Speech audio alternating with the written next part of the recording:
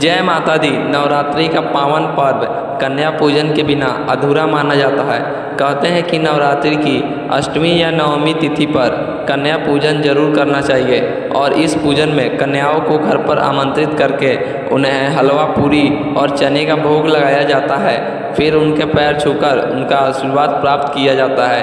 कन्याओं के भोजन करने के बाद ही व्रती अपने व्रत का पालन करते हैं। कन्या पूजन वे लोग भी कर सकते हैं जिन्होंने नवरात्रि के व्रत नहीं रखे हैं, लेकिन इस साल तिथियों की वृद्धि के कारण नवरात्रि की पूजा में अष्टमी कब करें, नवमी कब करें, इस बारे में बहुत बड़ा कन्फ्यूजन बना हुआ है। तो चलिए आपको बताते हैं। साल 2025 में अष्टमी और नवमी के दिन कन्या पूजन का शुभ मुहूर्त क्या रहेगा और कन्या पूजन की विधि क्या रहेगी। कलश विसर्जन का शुभ मुहूर्त भी आप जानेंगे। इस बार उदय तिथि के अनुसार अष्टमी तिथि 30 सितंबर मंगलवार को रहेगी, नवमी 1 अक्टूबर बुधवार को रहेगी और दसवीं तिथि 2 अक्टूबर गुरुवार को रहेगी। अष्टमी तिथि 29 सितंबर सोमवार को शाम 4:32 से शुरू होगी, जिसका समापन 30 सितंबर मंगलवार को शाम 6:06 पर होगा।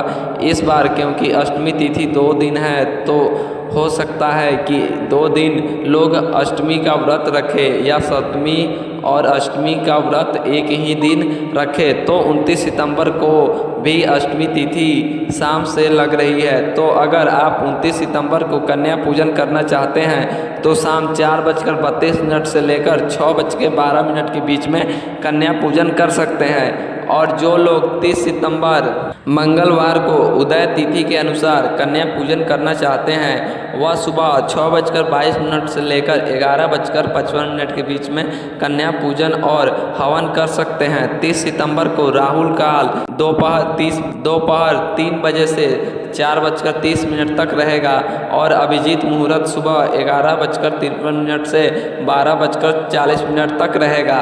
बात करते हैं नवमी तिथि की, तो 30 सितंबर मंगलवार को शाम 6:07 से नवमी तिथि लग रही है, जिसका समापन 1 अक्टूबर बुधवार को शाम 7:01 पर होगा।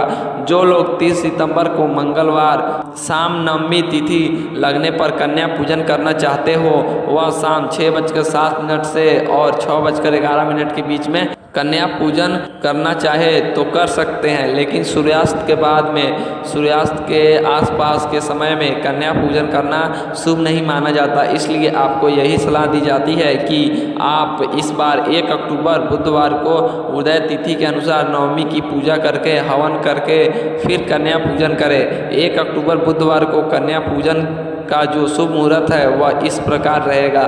सुबह 6:22 से लेकर 11:55 के बीच में आप कन्या पूजन कर सकते हैं। ध्यान रखिएगा, दोपहर 12 बजे से 1:30 तक इस दिन राहु काल रहने वाला है। राहु काल के समय कन्या पूजन करने से बचना चाहिए और 1 अक्टूबर को अभिजीत मुहूर्त प्राप्त नहीं होगा। इसके अलावा कन्या पूजन करने के बाद जो लोग भी कलश विसर्जन करना चाहते हो, जैसे कुछ लोग अष्टमी को तो कुछ लोग नवमी को भी कलश विसर्जन कर देते हैं, तो शाम को सूर्यास्त से पहले आप कभी भी कलश विसर्जन कर सकते हैं। अगर बात करें दसवीं तिथि को, तो दसवीं तिथि 1 अक्टूबर बुधवार को शाम 7:02 से शुरू हो रही है, जिसका समापन 2 अक्टूबर गुरुवार को शाम 7:10 पर होगा। वैसे तो उदय तिथि के अनुसार 2 अक्टूबर गुरुवार को ही दसवीं तिथि रहेगी और दसवीं तिथि में ही कलश विसर्जन किया जाएगा, लेकिन कुछ जगह पर 1 अक्टूबर बुधवार को भी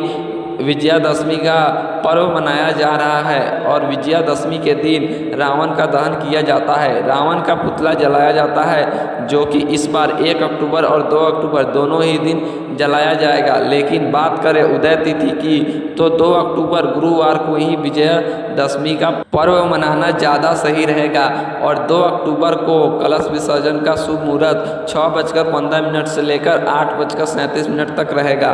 कन्या पूजन के लिए घर में जिस दिन भी कन्या पूजन होता आ रहा है उसी दिन आप कन्या पूजन करें और हो सके तो एक दिन पहले ही कन्याओं को आमंत्रित कर ले। कन्याओं के साथ एक बटुक भैरव को भी आमंत्रित करें। कन्याओं की संख्या 5, 7 या 9 होनी चाहिए। अगर इतनी ना मिल पाए तो एक ही कन्या का पूजन भी आप कर सकते हैं, जिन्हें आप नौ दुर्गा का रूप मानकर उस तरह से ही उनका पूजन करें जैसे बाकी 9 कन्याओं का करते हैं। साथ ही बटुक भैरव को भी आमंत्रित करें। कन्याओं को आमंत्रित करने के बाद उनके पैर हाथ धुलाए, उन्हें तिलक लगाए, फिर उन्हें आसन पर विसर्जित करें। ध्यान रखें किसी भी कन्या का या बटुक भैरव का जो मुख है वह दक्षिण दिशा की तरफ ना रहे। फिर उन्हें प्रसाद दे। प्रसाद में आप हलवा, खीर, पूड़ी, चना पहले दे और उसके बाद ही उन्हें सात्विक भोजन कराए। भोजन कराने के बाद उन्हें हाथ धुलाकर हाथ पीछे और फिर उन्हें जो भी भेंट स्वरूप दक्षिणा या उपहार की चीज़ें हैं वह आप उन्हें सम्मान पूर्वक दें और फिर उन सभी के पैर छूकर उनका आशीर्वाद लेकर सम्मान सहित सभी कन्याओं को और बटुक भैरव को विदा करें। कन्या पूजन करने के बाद जो भी व्रती है चाहे तो प्रसाद ग्रहण करके अपना व्रत खोल सकते हैं और जो लोग बहुत ज़्यादा नियम पालन करते हैं उन्हें 10वीं तिथि को ही अन्न जल ग्रहण करना चाहिए। तो यह थी आज की कन्या पूजन और शुभ मुहूर्त की जानकारी आपको कैसी लगी आप कमेंट बॉक्स में ज़रूर बताइएगा। साथ ही यह भी बताइएगा कि आप कन्या पूजन किस दिन कर रहे हैं और चैनल को भी सब्सक्राइब कर लीजिएगा ताकि बाकी के वीडियोज़ भी आपको मिलते रहे।